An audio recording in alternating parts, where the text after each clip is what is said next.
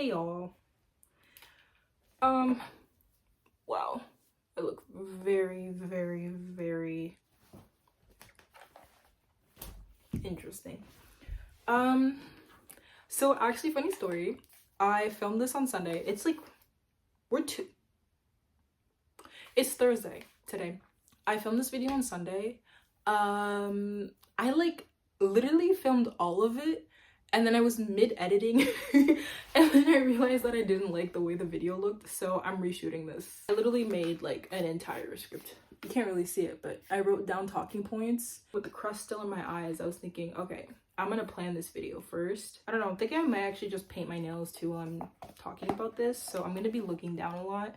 Not my fingernails, but my toenails, so you're not gonna be able to see that. Drink of choice today is this. I can't drink another Red Bull. I'm already way too excited. So I was gonna go get matcha, but honestly, the matcha place where I live, it's like so far away from my house. There's two of them. One is downtown and I have to pay for parking, which is like no. And then the other one is like on the other side of town. So that's gas that I'm wasting for just a drink that's gonna be like $13. So yeah, I just got that instead. I really need to learn how to make it at home. I have to figure out a way to like fix the lighting so I can wear my glasses too, because I can't see anything right now. It is slow. It's so blurry. Y'all see how bare my walls are? Like, look. There's absolutely nothing on there. I do have like this fat ass Zorro poster that I won in like a poster giveaway for my school, so I might put that up, but I don't, there's nothing here. Okay, anyways, so the whole reason why this thing started was because on Sunday, so I was sleeping like one does, and my dad comes in and immediately he starts like yelling at me, and then he's like, why aren't you awake? It's 10:30. I'm like, sir, I didn't have school, I didn't have work, and all the chores that we had to do around the house, we did them already. So I was like, okay, fine, I'm awake. So I lied in bed and I was like, scrolling. He comes in 5 minutes later and he was genuinely so irritated when he saw me like still in bed. And he was like, I need you to get out right now. Get out of your bed. Damn, someone probably pissed him off. I know it wasn't me, but like him yelling and everything just kind of ruined my mood and reminded me why I moved out in the first place. It ruined my entire day and I was really mad. So like a couple hours later, I decided just to like go in the mall. I spent $100. I spent $100. I bought a couple things. I bought like 2 tank tops. Actually, let me show y'all. I got the like cami whatever. I got the tank top from like Garage. You know what I'm talking about, right?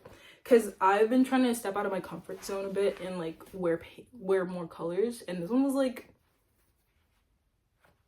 so this whole me trying out new things kind of brings me to my goal, what I wanted to talk about in the first place, which is fear of perception.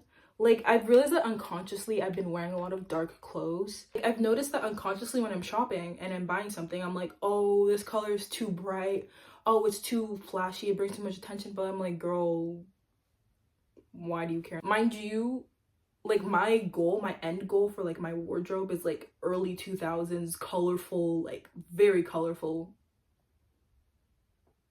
So I don't know what I was doing. I like how there's like the trends are coming around to wearing more color too, especially in adult clothes. Cause like before, all the colorful clothes were like, had cringe messaging on them. So I just didn't bother. And I think that kind of is why my preference for dark colors came from. I don't know. That being said, I don't even get the opportunity to wear clothes in general that are outside of my comfort zone, because now that I'm out of school, I literally just go to work. I don't really hang out with my friends that much, which we're working on that. Even like that tank top, I only wear it when I come back from work or when I'm gonna go run errands or anything. And even then, it makes me feel weird in general, because I feel like a lot of people are staring at me, which they're not. Like, no one really cares. I have this like voice at the back of my head that's like, everybody's staring at you. It's not that deep, girl, I promise you. Also, to force myself out of my comfort zone, I also bought sunglasses and flip-flops. The flip-flops were fine, surprisingly. I don't like people looking at my feet, so that was a surprise. But the sunglasses, they're regular sunglasses, but the first time I wore them out, I was, again, paralyzed with fear, because I was like, everybody's looking at me, everyone's gonna think I look stupid, everyone's gonna know that it's my first time wearing sunglasses outside. Even if that was true, why do I care? Like, when does it get better? Why do I care? It's literally, I don't even know these people. And it's not even just about clothing too. It's about like literally every single aspect of my life. For example, my music taste. Obviously, you guys know I listen to K-pop, but for some reason I hid that from a lot of people that I knew. Only my best friend knew that I like K-pop right outside of the gate, because we kind of became K-pop fans at the same time, and we stan both like the same groups, which is like, it's so, I love that. I was so embarrassed that I couldn't even ask my parents to buy me K-pop albums when I was younger, and I didn't have that much money. You know, I was spending it all on bullshit. So, and I don't like asking my parents for money anyways. It just makes me feel weird. I don't like asking for money in general. It makes me uncomfortable. But I was so afraid of their judgment that I didn't even think about asking them to buy me albums. Like, I've only bought my first 3 albums like last, I think 2 weeks ago or something like that, because I finally got the money to spend on it. Mind you, I've been a K-pop stan for 7 years now, I think. Since 2019. March or June, I can't really remember right now. But around that time, and still to this day, I don't even have like that much merch, even though it's like something I really like. And I remember I was talking to this guy once, and I posted, I think, one of the songs from BTS on my notes, my Instagram notes. And he was like, oh, you listen to K-pop, you listen to BTS. And for some reason, I was so embarrassed, even though it's just music.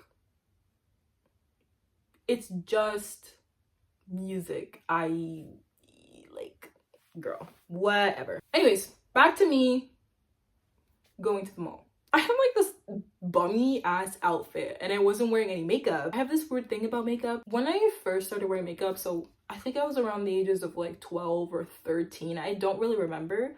My parents bought me like some, you know, starter makeup, and I went crazy. Literally insane. I would wear makeup every single day because I was practicing every morning. I'd wake up at the crack ass of dawn to practice my makeup. I grew up on beauty YouTube.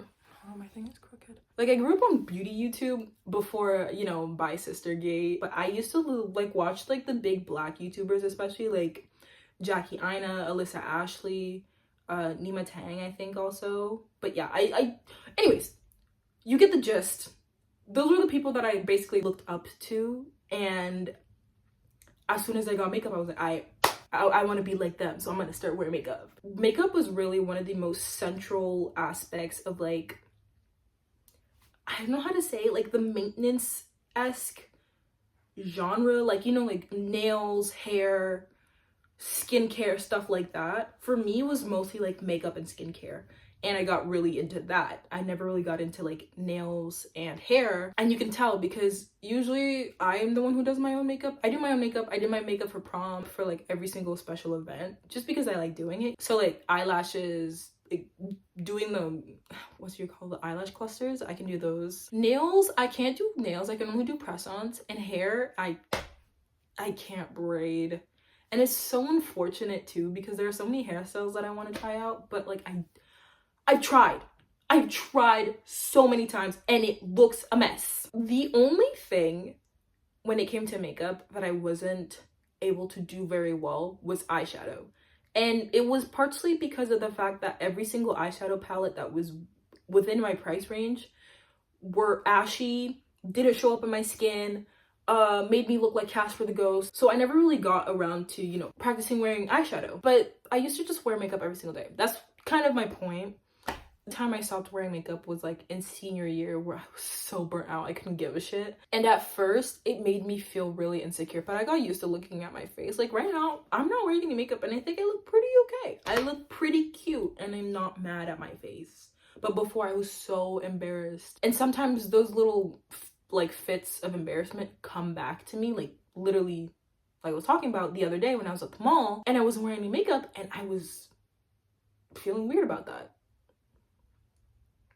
Why? And this thing is like, I grew up kind of in that era of the not like other girls things. So up until I was 12, when I was a kid, I was always like, I'm never gonna wear dresses, I'm never gonna wear makeup, I'm never gonna paint my nails, even though I was consuming all of that content. Like I was watching all the girly stuff and I liked it. I just don't know why I was so ashamed about it. At heart, I always knew that these were things that I liked. I just didn't want to be treated differently than other people. But once I got into like teenagehood and whatnot, I was still a little bit scared to explore those things just because of old habits die hard, right?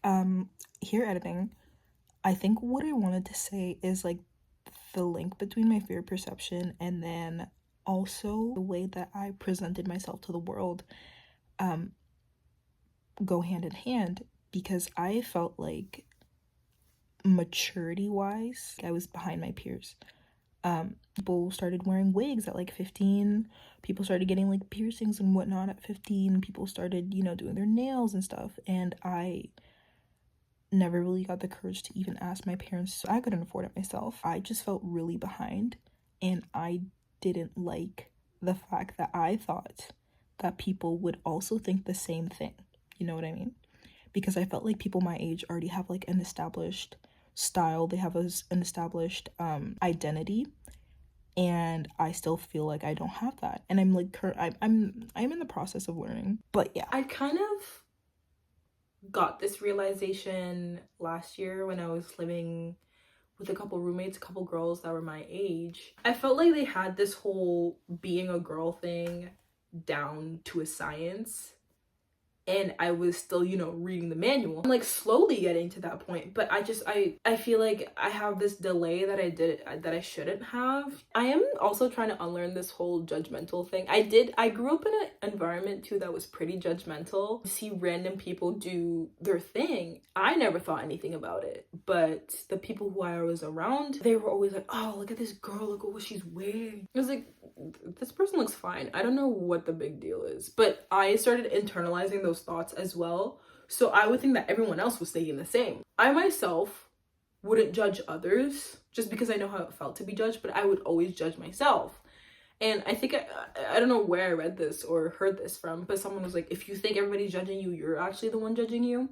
And I really do believe that that's the case, because I've kind of slowed down on like the whole being insecure. It does come back stronger some days. I've started to act more in ways that are pleasing to myself and not to others, and I haven't seen a difference in like reactions, and I'm also trying to unlearn how to care for those reactions, which is progress. I'm trying to get rid of this habit, and like I'm almost in my 20s and I don't want to go into a new decade of my life feeling like insecure and sorry for myself. You know, I owe it to my younger self, would always hold herself back just out of fear for others' reactions, and I'm not gonna live like that anymore. I can't live like that anymore. And I'm really proud of myself for being able to identify this problem in the first place and putting in the work.